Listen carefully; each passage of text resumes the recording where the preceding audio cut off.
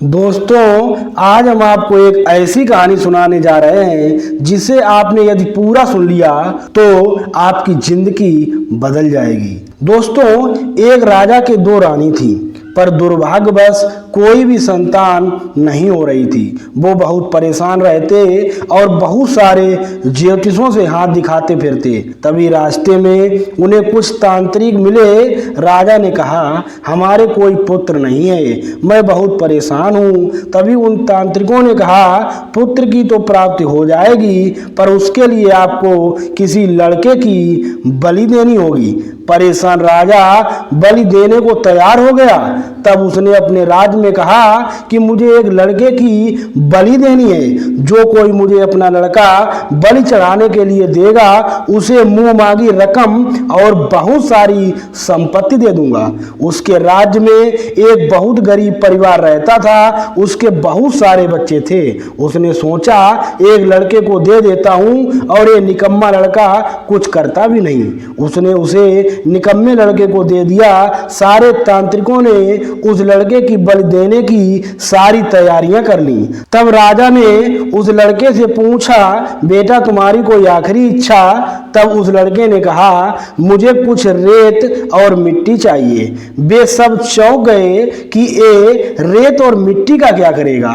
आखिर उसे रेत और मिट्टी दे दी। उसने उस रेत मिट्टी से 4 छोटे छोटे महल बनाए और बारी बारी से 3 को तोड़ दिया और एक महल के पास खड़े होकर प्रार्थना की और बोला, अब आप मेरी बलि चढ़ा दो।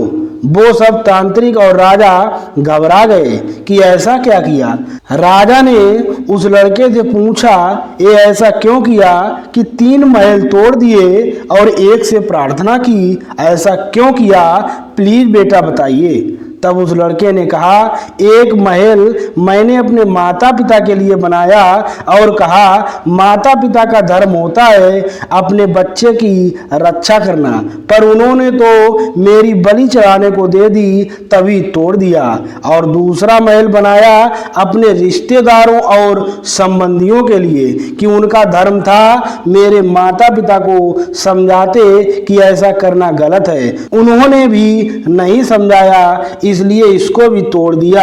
और तीसरा महल बनाया अपने राजा के लिए कि एक राजा का परम कर्तव्य तो अपनी प्रजा की रक्षा करना होता है, पर आपने तो मेरी बलि देने की तैयारी कर ली। और चौथा महल बनाया भगवान से प्रार्थना करने के लिए कि हे भगवान, अब आप जो चाहो, अब सब आपके ऊपर। तभी राजा के आंसू भर आए और उस लड़के को गोद उठा लिया और सोचा, क्यों ना इसी लड़के को गोद ले लूं और इसे ही अपना राजकुमार घोषित कर दूं। राजा ने ऐसा ही किया।